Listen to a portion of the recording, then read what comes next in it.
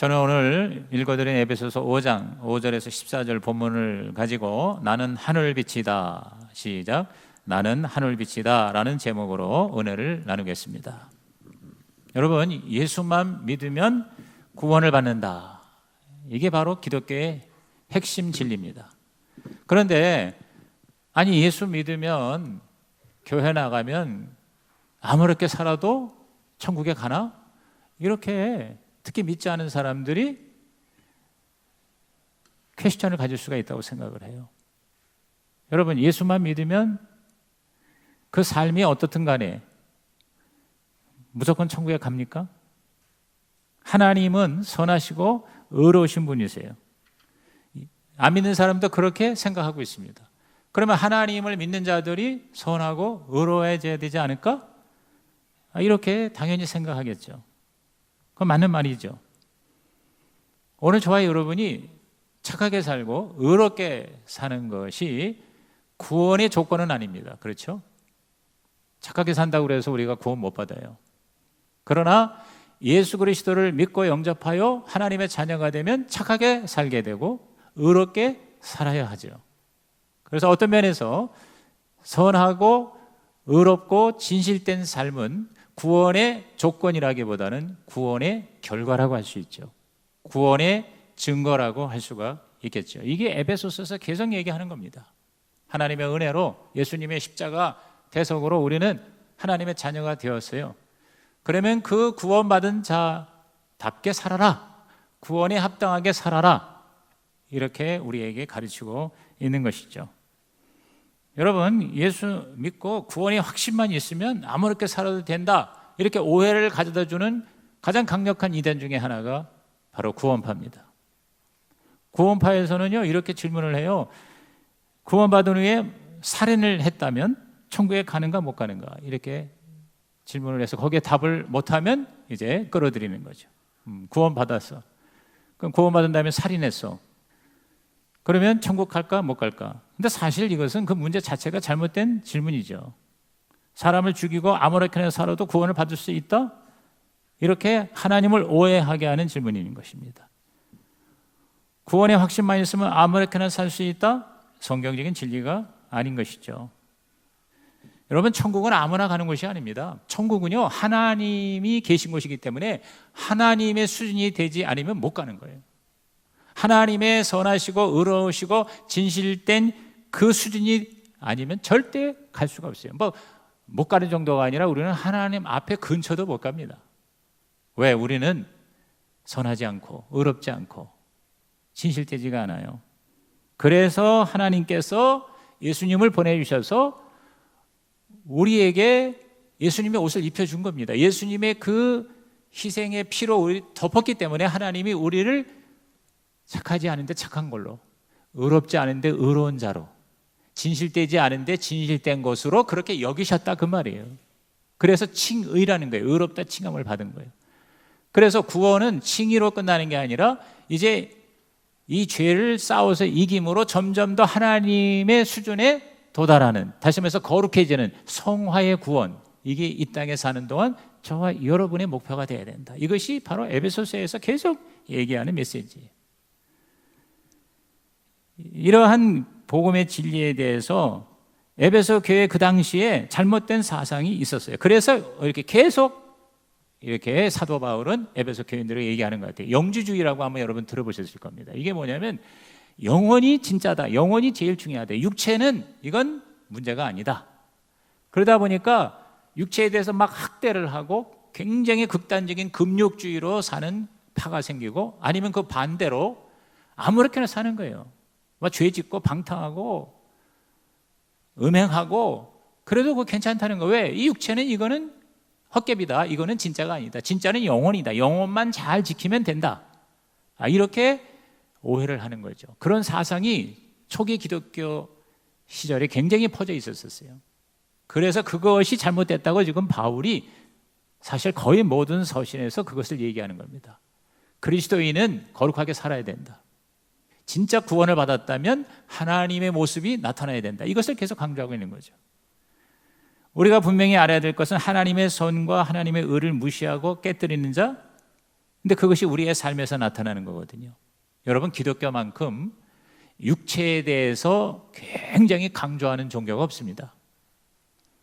우리는 영혼만 구원받는 게 아니에요. 우리의 육체도 구원받는 거예요. 그래서 예수님이 부활하신 겁니다. 예수님이 몸이 부활하셨지 예수님이 영이 부활한 게 아니에요. 저와 여러분이 구원받는 건 영혼만 천국 가는 게 아니에요. 저와 여러분의 몸이 거룩한 몸으로 변화되어 영원한 몸으로 하나님의 나라에 들어가는 것입니다. 믿으시면 아멘 하시기 바랍니다. 그래서 오늘 에베소서 5장 5절 보십시오. 그냥 내가 구원의 확신만 있다고 되는 게 아니에요. 너희도 정녕 이것을 알거니와 음행하는 자나 더러운 자나 탐하는 자 곧 우상 숭배자는 다 그리스도와 하나님 나라에서 기업을 얻지 못하리라 그랬어요. 음행한다는 게 뭡니까? 육체가 타락하는 거 아니에요. 그래서 성경에 보면은 육체적으로 죄의 삶을 사는 것 중에 가장 많은 게 성적인 타락이에요. 우리 몸에 안에 깊숙이 죄를 집어넣는 게 성적인 그러한 음행이라고 그랬단 말이에요. 그러니까 이것은 뭐예요? 육체가 죄 짓는 걸 얘기하잖아요. 그 다음에 우상숭배는 뭡니까? 이것은 영적으로 타락하는 거죠. 그죠? 하나님을 최고로 모셔야 되는데 하나님 아닌 다른 거를 절대적인 것으로 생각할 때 그게 우상숭배잖아요. 그러니까 기독교는 영적인 것뿐만 아니라 육적인 것까지도 우리 하나님의 수준에 올라가게 하는 것이 바로 기독교 신앙이다. 영혼과 육체를 하나님이 다스리는 것이 그게 바로 구원이다. 그렇게 하나님이 작정하고 받아들였어요. 그래서 그 다음부터는 그 하나님의 모습으로 계속 우리가 닮아가야 돼요. 영적으로도 육적으로도. 예수님의 모습, 부활하신 그 그리스도의 모습.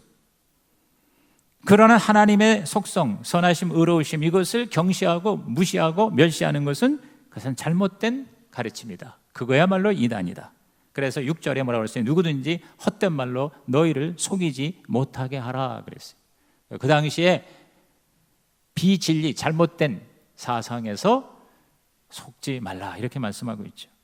그래서 구원을 받았다면 계속 옛사람 벗어버리고 새사람, 이방인같이 살지 말고 하나님의 사람으로 살아라. 7절에 뭐라 했어요? 그러므로 그들과 함께하는 자가 되지 말라. 그들과 짝하지 말라 그 말이에요. 왜냐하면 우리는 더 이상 옛사람의 삶이 아니다. 새로운 차원으로 들어갔다. 8절에 뭐라고 했습니까? 너희가 전에는 어둠이더니 이제는 주 안에서 빛이라 그랬어요. 전에는 어둠이더니 지금은 주 안에서 빛이라, 빛의 자녀들처럼 행하라 그랬어요. 요새 우리 새벽기도 묵상 본문이 출애굽기죠. 출애굽기에 보면 이제 모세가 와서 바로에게 이스라엘 백성이 광야에 나가서 하나님을 섬기게 해달라 요청하는데 계속 거역하죠. 그러니까 재앙이 계속 임합니다. 10가지 재앙. 그 중에 9가지 재앙이 바로 엊그제 임한 걸 우리가 기사를 읽었는데 온 이 애굽 땅이 깜깜해집니다. 어둠으로 덮입니다. 이게 어둠의 재앙입니다. 흑암의 재앙이죠. 3일 동안 깜깜하니까 얼마나 무서워요. 얼마나 진짜 끔찍해요. 그래서 다 지금 절망하고 무서워 떨고 아우성을 치고 그러는데 이스라엘 백성이 사는 지역은 뭐예요? 환하게 빛으로 3일 동안 비춰졌다 그랬어요.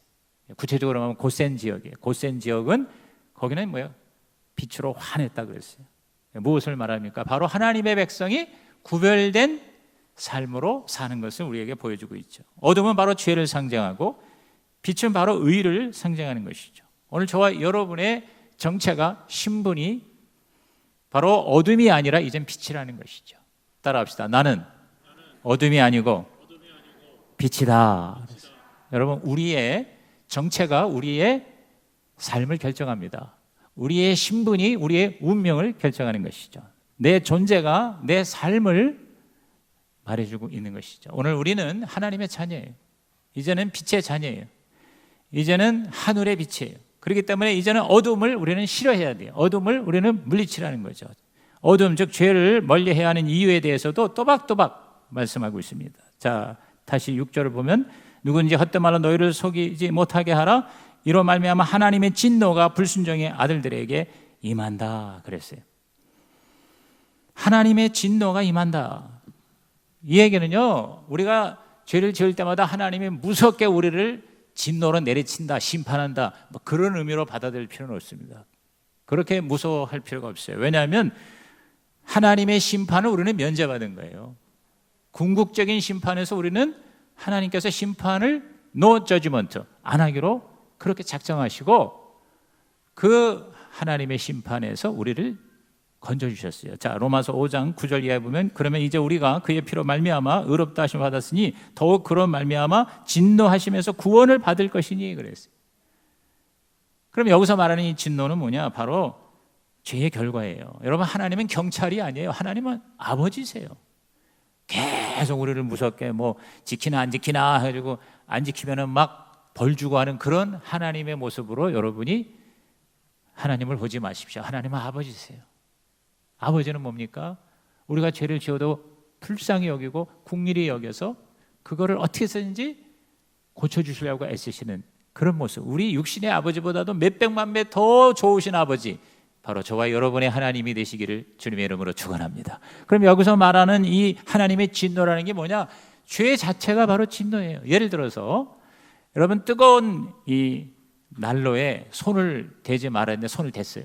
그러면 어떻게 해요? 화상을 입죠. 누가 뭐 난로에 손 댔다고 뒤에서 뭐 머리통을 친 게 아니에요. 그 불 자체가 나를 어떻게 해요? 화상을 입게 하는 거예요. 그게 바로 진노예요. 독약을 먹었어요. 독약 먹었다고 누가 뭐 뒤에서 내리친 게 아니에요. 독약 자체가 독이 있으니까 결국 그 독약을 먹은 자는 쓰러지게 돼 있다 이거죠.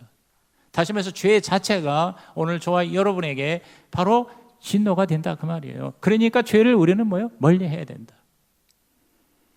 죄를 멀리해야 되는 이유가 뭐냐면 열매가 없는 거예요. 그래서 11절에 뭐라고 하십니까? 너희는 열매 없는 어둠의 일에 참여하지 말라 그랬어요. 열매 없는 어둠의 일에 참여하지 말아라. 뭐 죄라고 그러니까 뭐 끔찍하고 무섭고 뭐 더러운 것만 생각하지 마시고 하나님 보시기에 합당하지 않은 모든 세상의 가치가 다 뭐예요?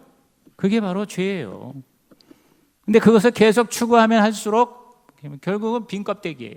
허무한 거예요. 열심히 인생을 살았는데 나중에 아무것도 안 남는 거예요.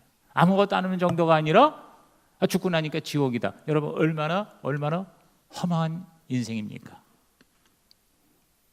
그냥 갈증이 나서 마시는데 마셔도 이게 채워지지가 않는 것이죠. 더 목이 마를 뿐이죠. 이것이 바로 어둠의 본질이라는 것입니다. 여러분 배가 파선이 돼가지고 가까스로 몇 명이 살아남아서 난파선에 있는데 가장 괴로운 게 뭐냐면 목이 많은데 먹을 수가 없어요. 물이 가득 차요. 바닷물이 충만하지만 먹을 물이 없는 거예요. 근데 바닷물 먹으면 안 되잖아요. 경고를 받았는데도 불구하고 너무너무 갈증이 나니까 바닷물을 마셨어. 그럼 어때요? 쓰러지는 거죠. 마치 죄는 그와 같다. 목이 말라서 먹었는데 더 목마른 거. 이것이 바로 하나님이 없는 어둠의 실제라는 것을 말해주고 있는 것이죠. 죄는 죄를 부르게 되었습니다. 죄는 죄로서 해결될 수가 없습니다. 자꾸 더 죄를 짓게 됩니다. 죄의 욕망은 끊임없는 것이죠. 우리가 돈을 벌지만 그러나 만족하는 사람은 거의 없습니다. 계속 더 조금만 더. 그래서 1달러만 더 뭐 그런 말이 있지 않습니까? 왜 채워지지 않습니다. 그렇기 때문에 그것을 멀리하라 하고 말씀하는 것이죠. 죄는 또한 수치를 가져다 줍니다. 12절에 그들이 은밀히 행하는 것들은 말하기도 부끄러운 것이라 그랬어요. 말하기도 부끄러운 것이다. 여러분 예수 믿고 나서 변화가 되면 옛날에 하는 것들이요 다 부끄러운 것으로 여겨지지 않습니까? 술 먹고 진짜 뭐 이심전심 마음이 통한다 그러지만 예수 믿고 나서 변화되니까 그 술 먹는 자리가 그게 얼마나 허망하고 얼마나 부끄러운 자리라는 것을 절실히 깨닫게 되죠. 다시 그 자리에 갈 수가 없게 되는 거죠. 여러분 예수 안 믿는 사람이 굉장히 신기한 게 뭐냐면 예수 믿는 사람이 멀쩡한 정신에 술도 안 먹었는데 그렇게 만나서 그렇게 이야기를 하고 삶을 나누고 노래도 부르고 그게 신기하다는 거예요. 제가 얼마 전에도 어느 분이 이제 생일을 당해서 이렇게 좀 모였었어요. 그래가지고서 같이 뭐 식사도 하면서 그리고 이렇게 덕담도 하면서 또 여러 가지 이제 얘기를 나누고 뭐 웃고 또 울고 그 다음에 또 그 생일 당한 사람 위해서 다 나와가지고 한 번씩 노래해주고 복음성과 찬양을 불러주고 한 서너 시간을 이렇게 보내는 시간이 있는데 거기에 누가 데리고 온 완전히 비신자가 있었어요. 생고구마가 한 분 있었어요. 근데 이분이 너무너무 신기하다는 거예요. 아니 어떻게 술을 한 잔도 안 먹고 이렇게 오랜 시간 동안 이렇게 얘기를 즐겁게 나누고 노래를 하고 또 울다가 웃다가 참 이게 너무 신기합니다 그러더라고요. 신기할 수밖에 없죠. 성령의 새술에 취한 줄로 믿습니다. 세상의 술에 취하지 말라 그 말인 것이죠. 술 얘기가 나오니까 엊그제 우리 한강변에서 22살 먹은 의과대 학생이 친구들하고 술을 밤새도록 마셨다고 그러는데 도대체 술이 얼마나 마셨길래 그렇게 고주망태가 돼가지고 잠을 자는데 자기 친구가 있는지 없는지도 모르고 그러고는 놔두고 왔는데 그 친구가 없어서 나중에 변사체로 발견이 됐다. 그 아버지가 50세도만요 50살인데 정말 그 제가 볼 때 아마 외아들 아니면 혹시 첫째 아들 아닌가 싶은데 얼마나 기가 막힐까 하는 생각이 들어요. 그래서 내가 그거 보고 이제 이런 경우에 술이 왼수다 이렇게 얘기하는 게 아니겠나 싶어요. 적당히 마시지 얼마나 마셨길래 저는 술을 마셔보지 않아가지고 도대체 술을 얼마나 마시면은 그렇게 정신이 없이 그 추운데 사실 한강변에 어디서 샀다는 얘기예요. 그러니까 그냥 거기서 쓰러져서 샀다고 그러는데 이해가 잘 안 되는데 여러분 진짜 세상에 이런 것들이 뭐예요? 우리를 부끄럽게 하고 우리를 수치스럽게 하는 거예요. 너무 안타까운 얘기죠. 미움과 사교와 오만과 탐욕과 분노와 폭력과 열등감과 우월감과 분노와 이런 모든 것들 이런 것들이 뭐냐면 우리를 부끄럽게 하는 게 우리를 수치스럽게 하는 게 우리의 삶의 모습을 비참하게 만든다는 것이죠. 죄는 바로 이렇게 진노를 가져오고 열매가 없고 수치와 부끄러움을 가져다 줄 뿐이라는 거죠. 그렇기 때문에 우리는 뭐냐 이러한 삶을 멀리하라. 그리고 빛의 자녀처럼 살라. 그래서 8절 우리 다시 한번 읽습니다. 시작. 너희는 전에는 어둠이더니 이제는 주 안에서 빛이라. 빛의 자녀들처럼 행하라. 네, 저와 여러분의 정체성, 우리의 신분은 뭡니까? 따라합시다. 나는 주 안에서 빛이다. 나는 빛의 자녀다. 그리스도의 빛이다. 여러분 이렇게 정체성을 가지면 그 정체성에서 우리의 삶이 달라진다는 거죠. 제가 새로 읽기 시작한 책이 이 온라인 사역을 부탁해라는 책이에요. 이 책 굉장히 흥미가 있어요. 우리 목자 목녀도 한번 읽으면 좋을 것 같아요. 그러니까 이 코로나로 말미암아 신앙생활, 교회 생활이 급변하고 있는데 그게 온라인으로 이 사역을 대체해야 된다. 이 저자가 누구냐면 10살 때 미국에 간 우리나라 사람이에요. 그래서 이제 1.5세가 되죠. 그래가지고 신학을 해서 미국 최대의 교회, 그 유명한 새들백 교회라고 있어요. 캘리포니아의 새들백 교회의 온라인 담당, 소그룹 담당 목사가 됐어요. 부목사가. 그래가지고 거기서는 이 코로나 시대 이전부터 벌써 그런 온라인 사역을 준비를 잘 했더라고요. 그래서 이 코로나가 닥쳤을 때 모이질 못하고 이 흩어져 있는 상황에서 어떻게 우리가 신앙생활, 교회생활을 해야 될 것인가에 대해서 아주 쉬우면서 아주 실용적으로 책을 잘 썼어요. 그래서 제가 이걸 읽다가 여기 보니까 이 빚 얘기가 나와서 이제 얘기를 하는 겁니다. 또 노스캐롤라이나 지역에 허리케인이 닥쳐서 지난번에 엄청난 허리케인 태풍이 불어서 홍수가 나고 온 도시가 물에 잠겼을 때 일이다. 내가 담당하던 소그룹 리더가 그 지역에 살고 있어서 걱정이 되었다. 그러나 연락이 되었을 때 나는 예상치 못한 이야기를 들었다. 케빈, 이제 이 저자 이 목사가 이 케빈이야, 케빈 리. 그런데 케빈, 이 어려운 가운데에서 오로지 내가 생각한 것은 내가 이 지역에서 어떻게 그리스도의 빛이 될 수 있을까? 였어요. 내가 이 지역에서 어떻게 그리스도의 빛이 될 수 있을까? 나는 물에 잠긴 이 지역을 돕기 위해 남편과 함께 음식을 나눠주고 힘들어하는 사람들을 위해 기도해주고 왔어요. 그러니까 이 사람은 자기가 그리스도의 빛이다라고 하는 정체성이 워낙 확실하니까 그런 어려움을 당했을 때 그리스도의 빛의 그 삶을 보여줬다는 거죠. 흩어지는 교회에서 이제 우리 코로나로 말미암아 모이는 교회에서 흩어지는 교회가 돼요. 그래서 가정교회가 정말 잘 되면은 이러한 코로나 상황에서 굉장히 훌륭한 대안이 될 수 있다는 것을 요새 사람들이 많이 이야기하고 있어요. 핵심은 뭐냐? 지역별로 모인 소그룹들이 이제 목장들이 어떻게 하면 교회의 빛을 발할 수 있을까를 넘어 그리스도의 빛을 발할 수 있을까를 고민하는 것이다. 그랬어요. 오늘 저와 여러분은 내가 원튼 원치 않든 하나님을 믿게 되면 그리스도의 빛으로 하나님이 우리를 낳아주셨다는 것이죠. 그럼 빛의 자녀로 우리가 왜 살아야 하느냐? 그 이유, 열매가 있기 때문에. 자, 9절 보십시오. 빛의 열매는 모든 착함과 의로움과 친실함이 있다 그랬어요.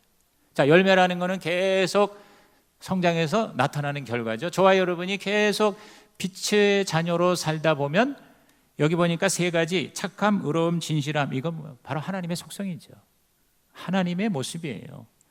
점점 하나님의 모습입니다. 지난주에 설교가 우리가 왜 이렇게 자꾸 교회에서 헌신을 요구하느냐, 적당히 예수 믿는 것을 하나님 원하지 않으시고 하나님의 수준에 이르기까지 우리에게 기대를 하고 계시기 때문에 그렇다. 근데 하나님의 모습이 뭐냐? 착함과 의로움과 진실함. 시작. 착함과 의로움과 진실함이에요. 쉽게 말하면 성령의 열매죠. 성령의 열매. 갈라디아서 5장에 사랑, 희락, 화평, 인내, 자비, 양성, 충성, 온유, 절제. 우리가 그러니까 이렇게 암송을 하니까 빨리빨리 얘기하니까 뭐 그런가 보다 그러는데, 여러분 그 하나하나를 깊이 묵상해 보세요. 그게 바로 뭐냐? 하나님의 속성이고 성령님의 열매고 동시에 너무 그렇게 신학적으로 복잡하다면 우리의 행복이에요. 행복이 뭡니까? 바로 관계거든요. 하나님과의 관계, 사랑, 희락, 화평. 사람들과의 관계, 인내, 자비, 양성. 그 다음에 나와의 관계, 충성, 온유, 절제. 그러니까 이러한 어떤 관계성의 가치가 바로 뭐냐? 이것이 열매다. 이게 바로 행복이다. 다시 말해서 저와 여러분이 정말 행복하기를 원한다면 이 하나님의 속성이 내 안에 있으면 된다는 거죠. 성령의 열매가 우리 가운데 진짜 행복이다. 세상에서 말하는 행복 그 차원을 넘어선 진짜 행복. 그리고 어두움을 계속 물리치고 폭로하고 드러냅니다. 13절에 책망을 받는 모든 것은 빛으로 말미암아 드러나나니 드러나는 것마다 빛이니라 그랬어요. 여러분, 드러난다는 게 이게 바로 축복이에요. 죄가 드러나지 않으면 해결이 안 되잖아요. 껌껌하니까 이게 쓰레기인지 이게 지주성찬인지 알 수가 없단 말이에요. 근데 불을 탁 켜니까 금방 드러나잖아요. 깨끗하고 아름다운 진수성찬의 식탁이냐 아니면 쓰레기로 가득한 방이냐, 이게 드러나는 거죠. 그래서 해결이 가능하다는 거죠. 그런데 드러나지 않으면 계속 썩습니다. 계속 어둠 속에서 점점 죄는 자랄 수밖에 없죠. 사람들은요 적당히 어두운 데를 좋아해요. 그래서 특히 선을 볼 때는 환한 데서 안 본다고 그러잖아요. 약간 어둠스러운 데서 봅니다. 왜냐하면 그래야 다 멋있게 보이거든요. 그죠? 너무 환하게 불을 켜면은 다 보이잖아요. 얼굴에 점도 보이고 여드름도 다 보여요. 그래서 여러분, 어둠을 좋아하는 이유가 뭐냐면 노출이 드러나는 게 싫어서 그런 거예요. 그래서 세상에서 복음의 빛을 싫어하는 거예요. 왜? 복음의 빛으로 드러나니까. 근데 하나님의 자녀는 드러나는 걸 좋아해야 돼요. 왜? 그래야 내가 점점 더 거룩해지니까. 오늘 여러분이 이곳에 와서 예배드리고 말씀을 듣는 것은 드러나는 자리입니다. 하나님의 빛에 나를 비춰보는 자리입니다. 말씀의 거울에 나를 들여다보는 자리입니다. 그래서 고칠 건 고치고 점점 더 예수님을 닮아가는 아름다운 빛의 자녀가 되시기를 주의 이름으로 축원합니다. 여러분, 우리가 정말 드러남으로 내가 진짜 진리가 내 안에 있어서 빛이 되고 있다면요, 두려워할 필요가 없는 게, 여러분, 이 세상 사람들이 법을 대부분 다 싫어합니다. 왜냐하면 법에 제대로 내가 부응하는 삶을 못 사니까. 그런데 법을 잘 지키는 사람은 법을 오히려 좋아해요. 법이 나를 보호해 주는 거예요. 법이 있기 때문에 나는 당당할 수가 있는 거죠. 그렇죠? 예를 들어서 세금을 제대로 내는 사람은 당당한 거죠. 그러나 탈세하는 사람은 법이 항상 두려운 거죠. 원래 법이라는 말이 신이라는 말과 같다고 그러더라고요. 제가 어떤 변호사한테 얘기 들었는데, 법이라는 단어의 그 원래 어원이 신이라는 거예요. 하나님이라는. 그러니까 하나님이 법이에요. 우리가 이렇게 운전을 하다가 교통법규를 어겼단 말이에요. 그러면 벌써 눈치를 봐야 되잖아요. 근데 저기 보니까 경찰차가 하나 있어요. 그러면 괜히 두근두근하죠. 혹시 저 경찰이 나를 본 거 아니야? 왜? 우리는요, 그 노출되는 걸 싫어하는 거예요. 법을 어긴 사람은 그 노출이 싫은 거예요. 예수 안 믿는 사람이 예수 믿는 사람을요 이렇게 자꾸 지나치게 핍박하고 미워하고 박해하는 이유가 뭐냐면 자기들의 노출이 싫은 거예요. 우리가 잘못해서 비난받는 것도 있지만 괜히 우리가 욕먹는 경우, 핍박받는 경우, 왜 그래요?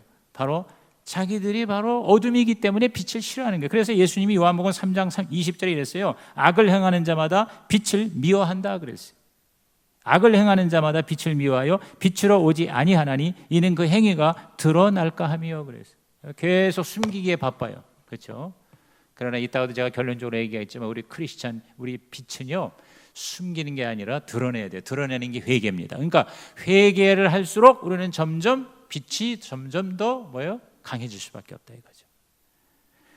그래서 여기 2절에 21절에 진리를 따르는 자는 빛으로 오나니 이는 그 행위가 하나님 안에서 행한 것임을 나타내려 함이라 하시니라. 그러니까 우리는요 숨기려고 애쓰는 인생이 되지 말고 자꾸 보여주려고 드러내려고 최선을 다하는 인생이 되기를 주의 이름으로 축복합니다. 그러니까 빛이니까 자꾸 우리는 드러내는 거예요. 그래서 어둠을 빛으로 바꾸는 거죠. 계속해서 변화되는 거죠. 그럼 그런 삶을 어떻게 살 것이냐? 자, 우리 5장 14절 읽어봅니다. 시작. 그러므로 이르시기를 잠자는 자여 깨어서 죽은 자들 가운데서 일어나라. 그리스도께서 너에게 비추이시리라 하셨느니라. 그러니까 주님이 이제 재림에 대한 말씀으로 해석도 되기도 하지만 그냥 우리 이제 신앙생활에서 자, 잠자는 자여 그래서 우리가 예수를 믿는데 잠을 자고 있단 말이죠. 그죠? 잠자는 자는 깨어서 죽은 자들 가운데에서 그러니까 우리는 살아있는 자예요. 죽은 자는 아니에요. 근데 잠은 자고 있어요. 그러니까 잠자는 게 죽은 자하고 비슷해요. 그러니까 우리 크리스찬 중에서 안 믿는 사람하고 비슷하게 예수 믿는 사람이 있을 수 있죠. 그죠? 그런 사람은 어떻게 하라고? 깨어라 그 말이에요. 깨어서 wake up and rise 그리고 일어나라. 죽은 자들은 꼼짝하고 누워 있는데 산 자들은 일어나라는 거예요. 일어나라. 뭐 여러 가지로 여러분이 해석하고 적용할 수 있다고 봅니다. 예를 들어서 깨어서 기도하라는 말씀일 수도 있고 하나님의 성경을 더 가까이 하고 어쨌든 우리 빛이신 예수님을 자꾸 뭐요? 자꾸 가까이 하라. 그러다 보면 우리가 점점 더 빛을 발하게 된다. 왜? 우리는 스스로 빛을 낼 수가 없어요. 우리는 발광체가 아닙니다. 우리는 반사체입니다. 우리는 태양이 아닙니다. 우리는 달빛입니다. 태양의 빛을 받아서 달빛이 되면 여러분 지난번에 큰 만월 보름달이 생겼다고 사진도 나왔더라고요. 깜깜한 밤에요. 만월 보름달은요 충분히 비칠 수가 있습니다. 그래서 보름달에 있는 밤에는 전등이 없어도 얼마든지 활동할 수 있죠. 그렇죠? 지나다닐 수가 있습니다. 우리가 바로 그런 존재다. 세상의 어두움에 선한 영향력으로 사람들로 하여금 옳은 길로 갈 수 있도록 비춰주는 반사체로서의 달빛이 되거라. 요한복음 8장 12절에 예수께서 말씀해 이르시되 나는 세상의 빛이니 나를 따르는 자는 어둠에 다니지 아니하고 생명의 빛을 얻으리라 그랬어요. 그러니까 예수님을 자꾸 가까이 하다 보면 그러니까 최고로 좋은 건 예수님하고 한 덩어리가 되는 거죠. 동화되는 거죠. 포도나무의 가지가 되면 우리가 바로 뭐냐? 그 주님의 빛을 얻으리라. 빛을 얻어서 우리가 비칠 수가 있다. 결론적으로 그러면 어떻게 할 것이냐? 10절에 보면은요, 주를 기쁘시게 할 것이 무엇인가 시험하라 그랬어요. 그러니까 주님을 기쁘시게 하는데 저는 주님이 가장 기뻐하시는 것이 두 가지인 것 같아요. 첫째가 회개고요, 둘째가 순종입니다. 회개와 순종. 시작. 회개와 순종입니다. 회개는 어둠을 걷어내는 일이고요, 순종은 빛을 더 얻는 길이다 이 말. 회개는 어둠을 걷어내는 일이고 죄를 하나님 앞에 내려놓는 거니까, 노출시키는 거니까, 순종은 빛을 더 얻어내는 거예요. 왜? 주님 따라가니까 주님 빛을 그대로 우리가 받게 된다는 것이죠. 오늘 여러분께서 뭔가 찜찜한 게 있습니까? 즉시 회개하라는 거죠. 아주 작은 것이라도 순종하라는 거죠. 하나님은 우리에게 갑자기 엄청난 것을 요구하지 않으십니다. 수준에 맞게끔 조그만 것을 우리에게 순종을 요구하시죠. 그죠? 지금 할 수 있는 거 여러분 무엇입니까? 오늘 여러분이 와서 예배드리고 설교를 들었는데 그냥 듣고서 가시지 마시고 이따가 헌신하는 시간에 여러분이 내가 이 말씀을 듣고 내가 빛의 자녀로서 살 수 있는 거 뭘까? 내가 회개할 게 한 가지, 내가 이번 주 안에 빛의 자녀로서 살 수 있는 거 한 가지가 뭘까? 한번 생각을 하시고 예배를 마무리했으면 좋겠습니다. 성경을 읽다가 설교를 듣다가 기도하다가 여러분이 자꾸 마음에 걸리는 게 있어요. 여러분, 부담도 축복입니다. 여러분이 들어가지고 기분이 좋은 것만 은혜가 아닙니다. 계속 내 마음에 걸기작거립니다. 아, 오늘 설교가 굉장히 부담이 돼. 여러분, 그게 바로 은혜입니다. 그 부담되는 거를 하나님 앞에 내려놓고 회개와 순종으로 새로워지시기를 주님의 이름으로 축원합니다. 제가 마지막으로 이 빛의 자녀의 삶이 어떤 모습일까? 뭐 우리 성도들 중에서도 그런 분이 많이 있어요. 근데 이번에 제가 전주에 내려갔어요. 그 코칭 연수 마무리할 겸 또 그 김영주 목사님하고 저하고 좀 더 깊이 있게 교제하면 저도 그분의 좋은 점을 배우기로 결심을 했거든요. 그리고 이번에 그냥 하나의 이벤트로 끝나지 않고 계속 우리 교회를 좀 섬겨달라고 요청을 하러 내려갔거든요. 근데 그분이요 계속 얘기하면서 자랑하는 그 교회 수석 장로가 계시더라고. 백석원 장로인데요. 백석원 목자고 그 부인이 목련대 부인도 장로더라고.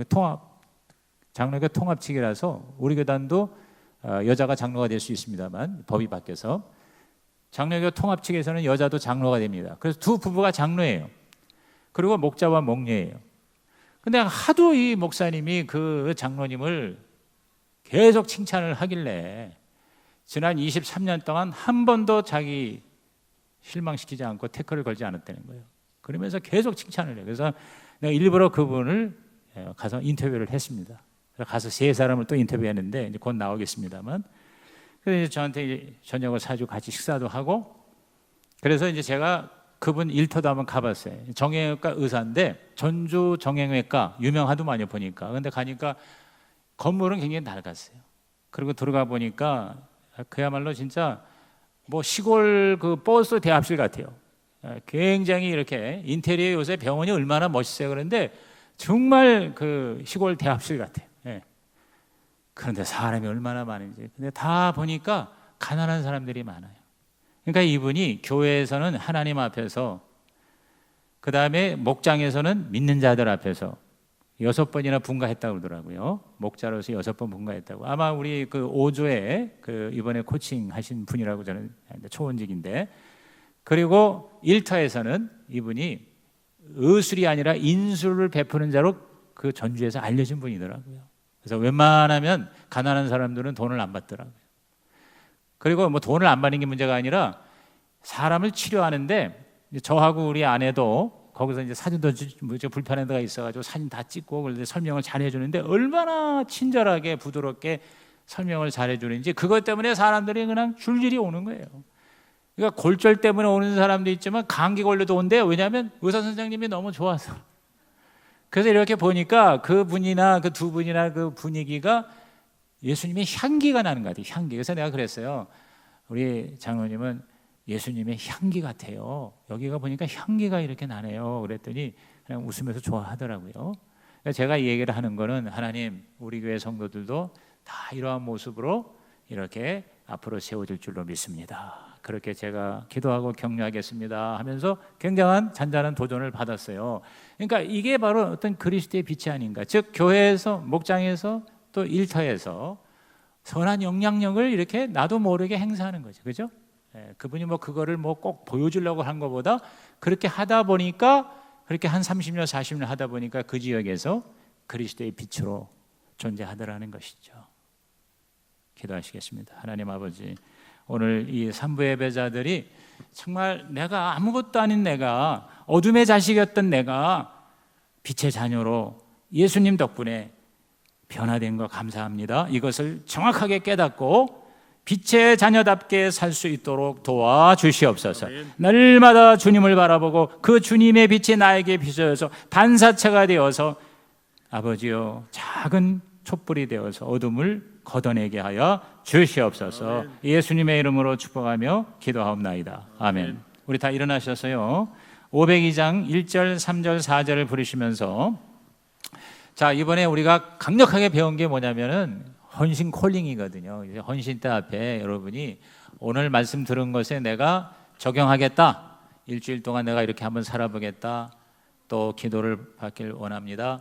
아니면 여러분이 거기 이제 나오면 헌신 카드에 한 대여섯 가지가 있거든요. 그러니까 여러분이 그거를 찬양 부르는 동안 혹은 통성기도 하는 동안 앞으로 소지품 가지고 다 나오세요. 그래서 앞에 헌신대 앞에 쓰셔서 우리 하나님 앞에 헌신하고 예배를 헌신으로 마감하고 돌아가셨으면 좋겠습니다. 우리 찬양을 힘차게 한번 부르시겠습니다.